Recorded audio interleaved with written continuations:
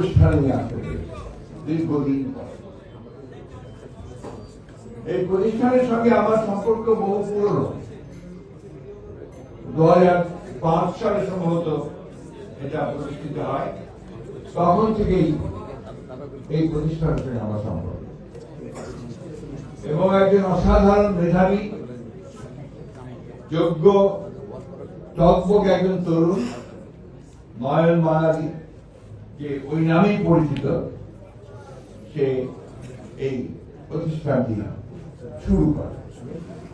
কিছু উদ্যোগী তরুণদের নিয়ে বাংলাদেশের তরুণদেরকে বদলে দেওয়ার একটা স্বপ্ন নিয়ে সেই প্রতিষ্ঠানটি শুরু করে।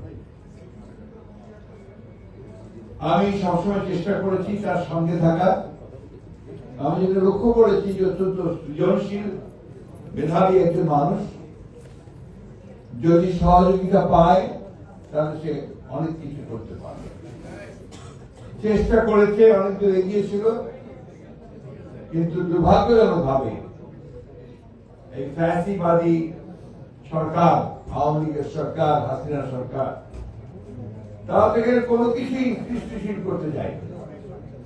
তারা এই প্রতিষ্ঠানটিকে সেই নজরে দেখে এবং সেই প্রতিষ্ঠানটিকে আক্রমণ করে এবং বিশেষ করে নয়ন বাঙালি পরিবারের উপরে অকথ্য নির্যাতন। নয়ন বাঙালিকে ধরে নিয়ে গিয়ে একটা সভা থেকে ধরে নিয়ে গিয়ে পিটিয়ে হাত ভেঙে দেয়, তার বাড়িতে আক্রমণ করে, তার মা একজন জনপ্রতিনিধি ছিলেন, তাদের বাড়িতে বারবার আক্রমণ করে, তার স্ত্রীকে অপমান করে। এরপরে সে যেটা বলেছে, তার স্ত্রী কিছুদিন পালিয়ে থাকার পরে সে বিদেশে চলে যায়।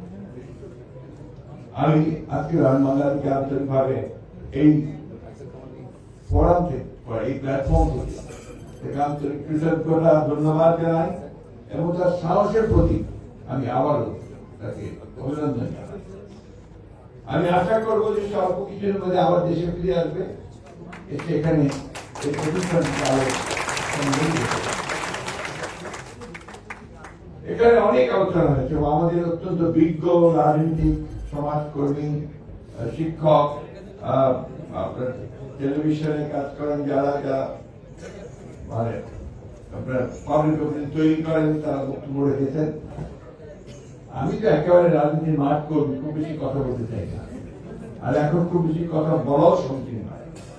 কারণ এখন যারা রাষ্ট্রের দায়িত্বে আছেন তাদেরকে আমরাই মনোনয়ন দিয়েছি, সবাই একসাথে, ছাত্ররা, রাজনীতিবিদরা, আমরা সবাই এই প্রত্যাশা নিয়ে দিয়েছি যে তারা এই দেশের যে জঞ্জালগুলো 15 বছরে 16 বছরে আওয়ামী সৃষ্টি করে গেছে, সেই জঞ্জালগুলোকে সরিয়ে একটা সুষ্ঠু নির্বাচনের ব্যবস্থা করবে, যাতে করে সেই নির্বাচনের মধ্যে দিয়ে আমরা এই যুবকদের চাওয়া, তরুণদের চাওয়া যে নতুন বাংলাদেশ, সেই বাংলাদেশ আমরা তৈরি করতে পারবো।